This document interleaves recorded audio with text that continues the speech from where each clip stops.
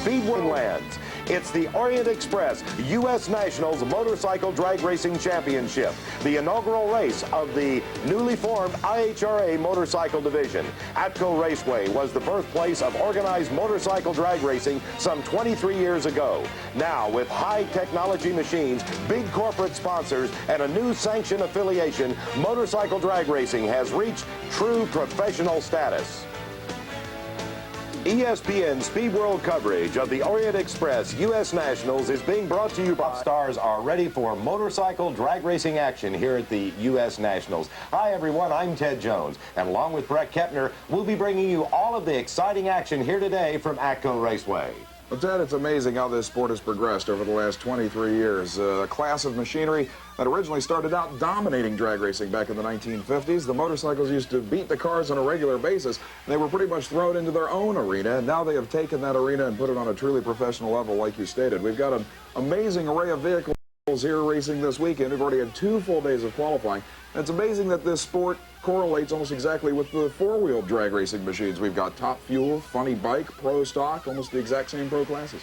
And today, you know, they're going so fast as compared to 23 years ago. I guess the premier leader has to be Elmer Trett and his 6.60 second, 213 mile per hour Top Fuel motorcycle. It's an incredible piece of equipment. Think of a 6-second run at 213 miles an hour, a number we used to equate with Top Fuel dragsters, and stopping it with 1-disc brake. It's unbelievable.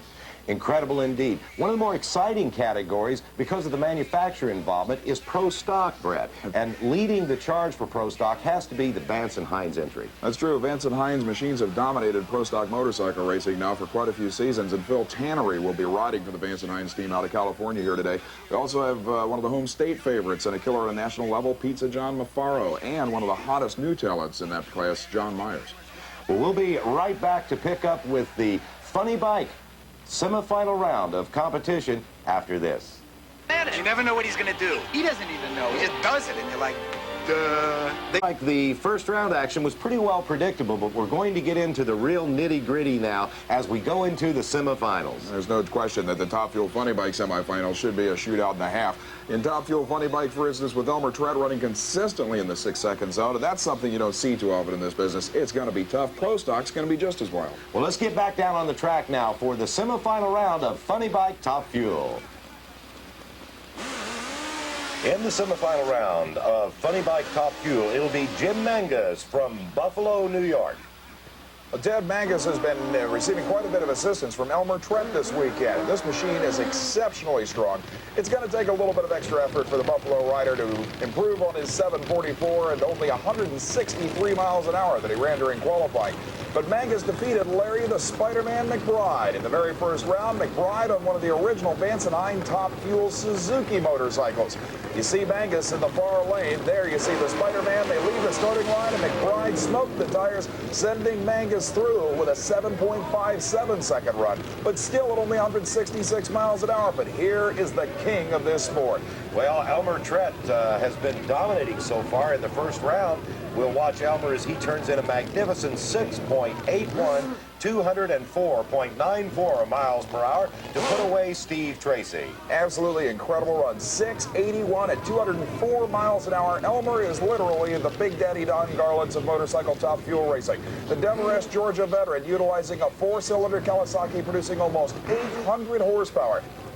And Jim Mangus also riding a Kawasaki, Brett, so he should be putting out close to that same 800 horsepower. This should be one incredible Top Fuel matchup. There's no question these machines putting out that much horsepower with 900 pounds of vehicle and rider weight on the starting line are simply astounding pieces of equipment. The nitromethane burning supercharged engines thumping away on the starting line, and as they move into stage, the old master leaves the starting line beautifully, almost identical reaction times. Mangus starts to draw back and Trett blasts through with a 6.80 second run this time. Again, 204 miles an hour. You can see Elmer just driving away from a tire-smoking Mangus there, Ted. Well, our next matchup in the semifinal round will be Terry Kaiser in his Suzuki riding against John Phillips in his Suzuki.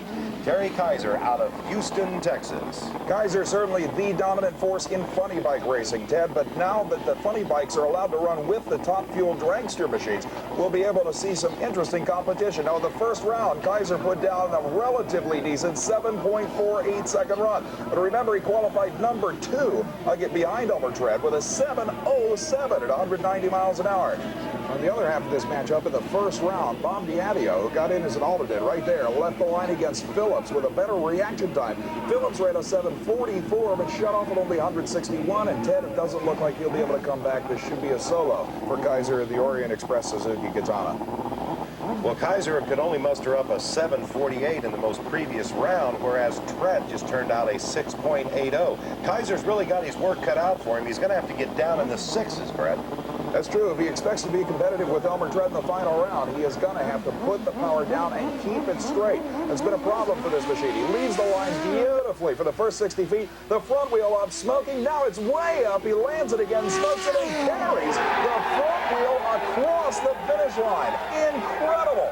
Let's take another look at that. Look at that tire up in the air. Watch him ride it all the way down. This could be a 6-second pass, Brett. The smoke from the front tire as it comes down on the asphalt surface. Each time he changes gears, you'll see that front tire come up in the air. Now as he approaches the quarter-mile finish line, watch him hit high gear. Keep your eyes, ladies and gentlemen, on the front tire.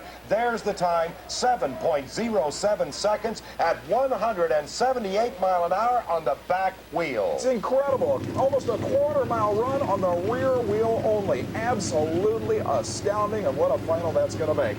That'll bring us to the Top Fuel semifinal for the Harley-Davidson machines, and this has been an exceptional new category. Ted, Happy Ring, only 19 years old, riding one of the exceptionally strong 7-second nitro-burning Harley-Davidsons in this field, and these machines take a lot of work just to get the run competitive. Let's go back to the first round and take a look at how Happy moved into the semifinals as he took on Mac Thrasher. The very #1 qualifier who ran 7.67, but you see Happy murder him on the starting line. Look at this starting line launch for Happy Ring. Oh, what a sleep job. That guy was taking no-dos or something. It was astounding. A 12/100th of a second pole shot. Happy ran 7.58 to beat Thrasher, who had run 7.67, slowing to a 7.83 at only 169. Well, as the crewman pushes him back right now, they call that manpower reversers. That's the way they do it in motorcycle drag racing.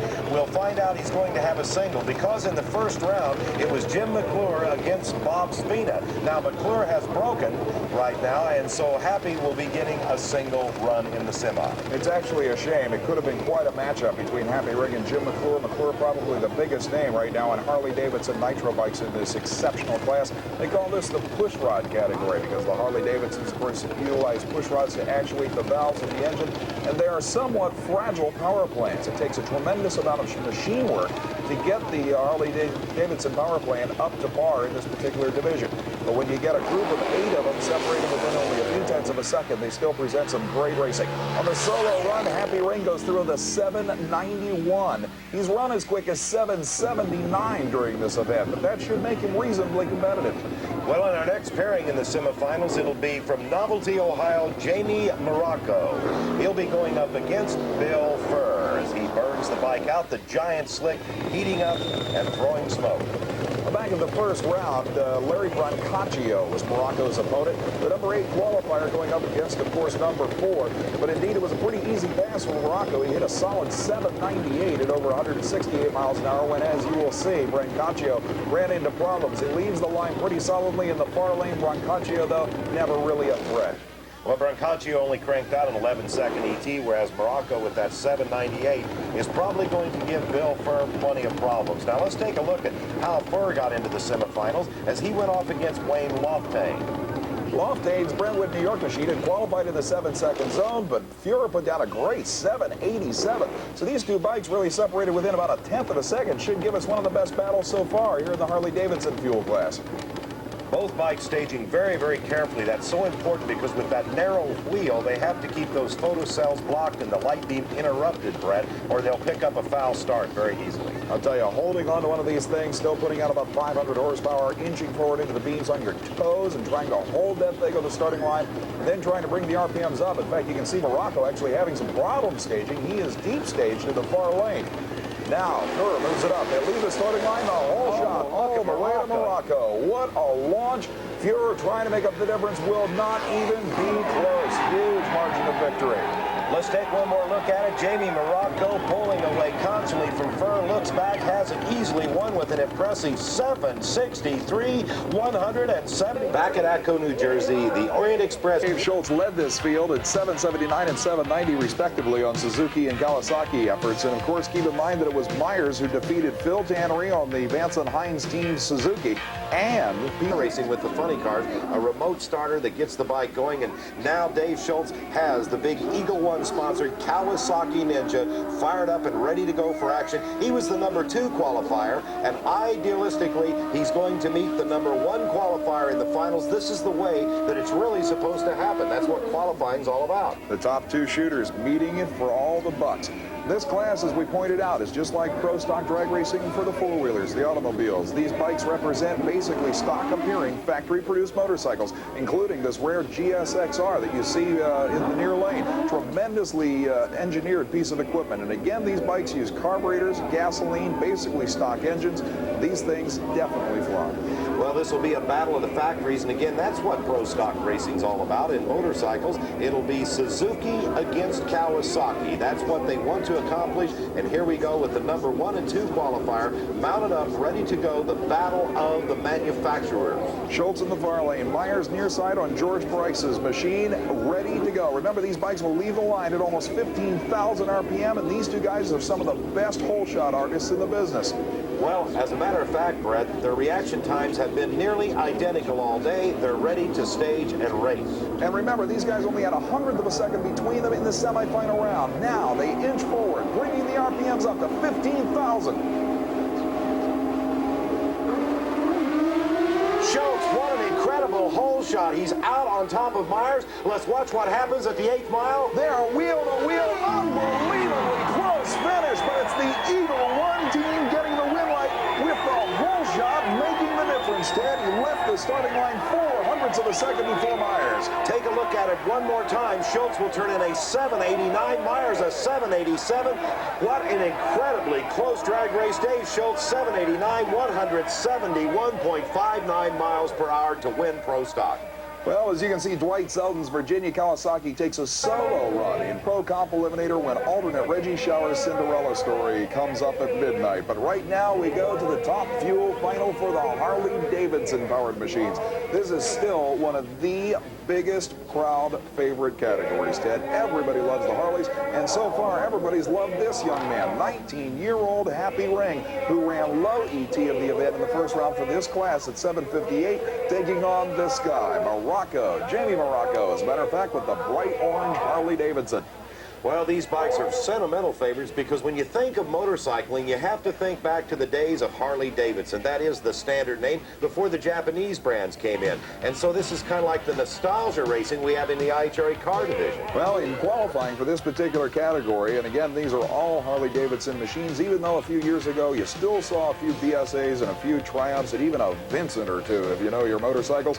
Now all the machines have gone to the Harley-Davidson panhead, shovelhead type engines. Mac Thrasher led the field, but he was defeated by Ring in the very first round. And Jamie Morocco, who ended up in the middle of the program, also got by some killers. He's in the final round. Well, also in the middle of the program, Happy Ring from Dayton, Ohio. And oddly enough, meeting in the final, it'll be those two middle of the program contenders, Brett, Happy Ring and Jamie Morocco. This goes to show you that you can knock off the killers in the first round and still advance. Like I said, Ring in the near lane has come up with some incredible numbers. 7.58 seconds was his best effort in the first round when he defeated Thrasher, the number 1 qualifier. And keep in mind that in qualifying, the best effort was a 7.67. These two guys should put on an incredible show, though. The Harley fans are on their feet here at Atco Raceway as they get ready for the tire heating burnouts. Happy Ring. You suppose Happy Ring is his real name, Brett? I don't know if it is or not, Ted, but I'll tell you, he has developed such a name for himself that people are starting to identify with that unusual pair of names. Happy Ring is getting to be a pretty well-known motorcycle racer, and I'm sure he has envisioned himself on one of the top fuel motorcycles for 1990. Well, they start the tire smoking burnouts right now as they're indicated that both motorcycles are lit. We're looking now at Happy Ring as he does the burnout and being pushed back right now, Jamie Morocco. Listen to the thump of those Harley-Davidson motors out there. There's only one sound like that in the world. So much different than the Japanese motored top fuelers and funny bikes. These machines just literally shake the ground. Fuel injected, burning nitromethane. These things are unreal.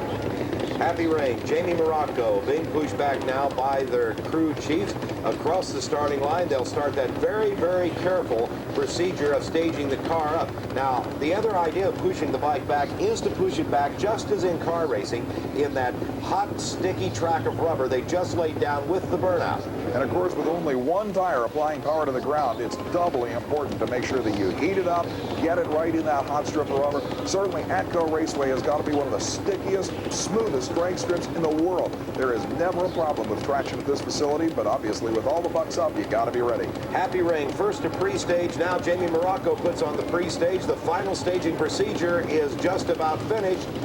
Ring in the near lane, the last one in the beams. They're ready for the Christmas tree countdown, inching forward. Now they leave the starting line. Ring with a little bit of tire smoke, but wait, Morocco has red lighted, throwing the wind right into Happy Ring's lap, even when Happy Ring has problems. What an upset. He threw away a great ET. Look at that red light. As they come off the line, you can clearly see Jamie Morocco just couldn't wait, kicked on the red light, the tire smoking. Here comes Happy Ring to an easy win. He'll win it with an 8:05, 171. But Brett, Morocco threw away a quicker 7:78, 171 miles per hour. He had it all in the bag, but threw it away. Happy Ring winning. Since we have combined the funny bikes and the lay-down top fuel machines into one category, and now that everybody is allowed to run nitromethane, nitrous oxide injection, superchargers, turbochargers, different chassis styles, you're going to get to see the old standard against the new invaders. Terry Kaiser in the far lane on that funny bike. Just like a funny car in drag racing, it has full body panels, radically altered, but full body panels and fenders, even a headlight. While Elmer Trett, the old standard in the near lane, is riding the traditional lay-down blown fuel motorcycle. This has to be the dream matchup once again. I guess two of the greatest names in top fuel drag racing, Elmer Trett and Terry Kaiser on the Orient Express machine. The #1 and the #2 qualifiers meet one more time, and that's the way you want it to happen in drag racing. Listen to the ground literally shake as these bikes go through the tire heating procedure. You see Elmer Trett's wife and daughter, his crew chiefs, literally on this operation, putting the water down. Listen to the sound of this 900-pound, 800-horsepower ride.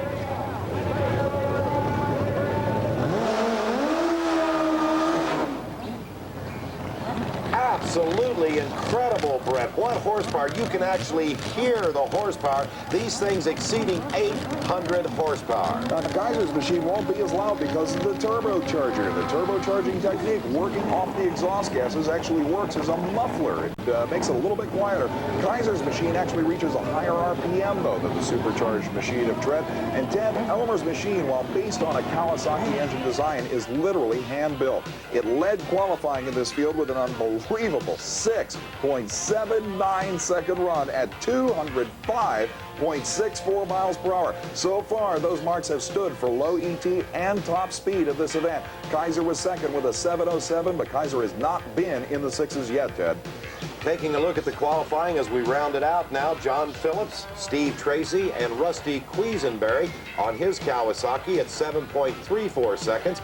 And rounding out the 8-bike field, Jim Mangus from Buffalo, New York, 7:44, and Jamie Morocco from the Mountain Magic bike going against Terry Kaiser riding Jack O'Malley's Orient Express Suzuki Katana. Keep in mind that Elmer Trett still rates a serious performance advantage going into this final round. Like I said, Kaiser's funny bike in the far lane has not been in the sixes yet, while Elmer has run nothing but 680s all day long at over 204 miles an hour. His slowest pass was 204.62. The crew chiefs give the go-ahead sign. Both bikes move into the pre-stage now. This should be an incredible battle. Kaiser will have to push for the whole shot to try and stay out in front of the old master in the near lane.